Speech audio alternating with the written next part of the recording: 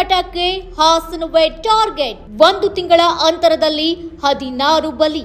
ಎಳೆ ಹೃದಯಗಳನ್ನೇ ಬಲಿ ತೆಗೆದುಕೊಳ್ತಾ ಇದೆ ಹೃದಯ ಸ್ತಂಭನ. ಹಾಸನಕ್ಕೆ ಕಾದಿದ್ಯಾ ಹೃದಯ ಸ್ತಂಭನದ ಕಂಟಕ? ಇತ್ತೀಚೆಗೆ ಹೃದಯಾಘಾತದ ಹೆಸರು ಕೇಳಿದ್ರೆ ನಮ್ಮ ಹೃದಯ ಲಬ್ಡಬ್ ಅಂತ ಜೋರಾಗಿ ಬಡಿದುಕೊಳ್ಳಲು ಆರಂಭ ಮಾಡುತ್ತೆ. ಹಿಂದೆಲ್ಲ ದೊಡ್ಡವರಿಗೆ ಹೆಚ್ಚಾಗಿ ಹಾರ್ಟ್ ಅಟ್ಯಾಕ್ ಆಗ್ತಾ ಇತ್ತು. ಈಗ ನೋಡಿದ್ರೆ ಸರಾಗವಾಗಿ ಯುವ ಮನಸ್ಸುಗಳನ್ನ ಜೀವ ಹಿಂಡತ್ತೆ ಈ ಹೃದಯಾಘಾತ ಮತ್ತು ಹೃದಯ ಸ್ತಂಭನ. ಕೋವಿಡ್ ನಂತರದಲ್ಲಿ ಹೃದಯಾಘಾತದ ಸಂಖ್ಯೆ ಹೆಚ್ಚಳವಾಗ್ತಲೇ ಇದೆ. ಆದರೆ ರಾಜ್ಯದಲ್ಲಿ ಬೇರೆ ಬೇರೆ ಜಿಲ್ಲೆಗಳಲ್ಲಿ ಹೋಲಿಸಿಕೊಂಡ್ರೆ ಹಾಸನದಲ್ಲಿ ಈ ಸಂಖ್ಯೆ ಹೆಚ್ಚಾಗ್ತಾ ಇದೆ. ಹೃದಯಾಘಾತ ಮತ್ತು ಹೃದಯ ಸ್ತಂಭನದಿಂದ ಸಾವನ್ನಪ್ಪುವವರ ಸಂಖ್ಯೆ ದಿನೇ ದಿನೇ ಜಾಸ್ತಿ ಆಗಿದೆ. ಅಂದಹಾಗೆ ಹೃದಯಾಘಾತವೆಂಬ ಮಹಾಮಾರಿಗೆ ದಿನನಿತ್ಯ ಅನೇಕ ಜನ ತಮ್ಮ ಪ್ರಾಣವನ್ನ ಅಸುನೀಗ್ತಾರೆ. ಅದರಲ್ಲೂ ಹಾಸನ ಜಿಲ್ಲೆಯಲ್ಲಿ ಈ ಕಾರಣದಿಂದ ಯುವಕರು, ವಯಸ್ಕರು ತರಗೆಲೆಯಂತೆ ಜೀವ ಕಳೆದುಕೊಳ್ಳುತ್ತಿದ್ದು, ಕಳೆದೊಂದು ತಿಂಗಳಲ್ಲೇ ಬರೋಬ್ಬರಿ 17 ಜನ ಅಸುನೀಗಿದ್ದಾರೆ. ಈ ಘಟನೆ ಜಿಲ್ಲೆಯ ಜನರಲ್ಲಿ ಆತಂಕವನ್ನ ಹೆಚ್ಚು ಮಾಡಿದೆ. ಒಂದೇ ತಿಂಗಳಲ್ಲೇ ನಿಂತೋಯ್ತು 17 ಜನರ ಹೃದಯ ಬಡಿತ.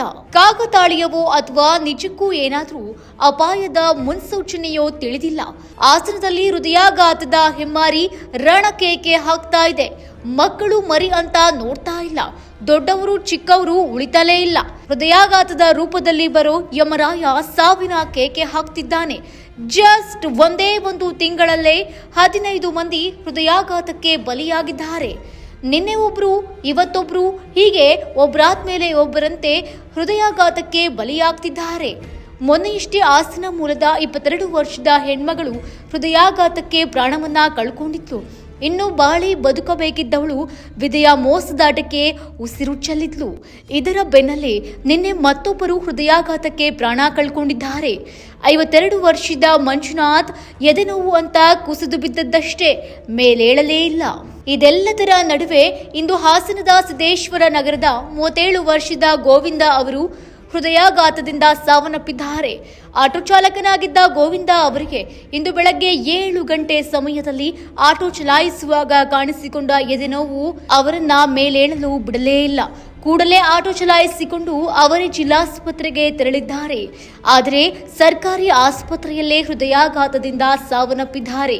ಹಾಸನ ಜಿಲ್ಲೆಯಲ್ಲಿ ನಿಜಕ್ಕೂ ಹೃದಯಾಘಾತ ಅನ್ನೋ ಮಾರಿ ಒಕ್ಕರಿಸಿದಂತೆ ಕಾಣ್ತಾ ಇದೆ. ಒಂದೇ 1 ತಿಂಗಳಲ್ಲೇ 17 ಮಂದಿ ಸಾವನ್ನಪ್ಪಿದ್ದಾರೆ. ಹೀಗಾಗಿ ವೈದ್ಯರು ಕೂಡ ಅಚ್ಚರಿ ವ್ಯಕ್ತಪಡಿಸಿದ್ದಾರೆ.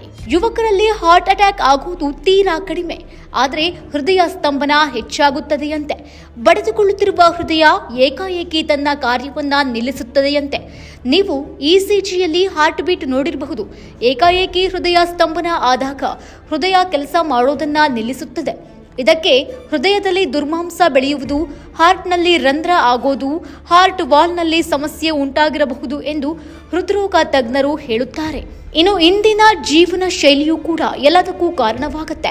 ನಮ್ಮ ಜೀವನ ಶೈಲಿ, ಅತಿಯಾದ ಜಂಕ್ ಫುಡ್, ನಿದ್ರಾಹೀನತೆ, ಸ್ಟ್ರೆಸ್, ಉದ್ಯೋಗದಲ್ಲಿ ಕಿರಿಕಿರಿ, ಗುಣಮಟ್ಟದ ಆಹಾರದ ತೊಂದರೆ ಎಲ್ಲವೂ ಕೂಡ ಮ್ಯಾಟರ್ ಆಗಬಹುದು. ಹಾಸನದಲ್ಲಿ ಯಾಕೆ ಇಷ್ಟರ ಮಟ್ಟಿಗೆ ಹೃದಯಾಘಾತಕ್ಕೆ ಸಾವನ್ನಪ್ಪುತ್ತಿದ್ದಾರೆ ಯುವ ಜನತೆ ಅನ್ನೋದು ತಿಳಿದಿಲ್ಲ.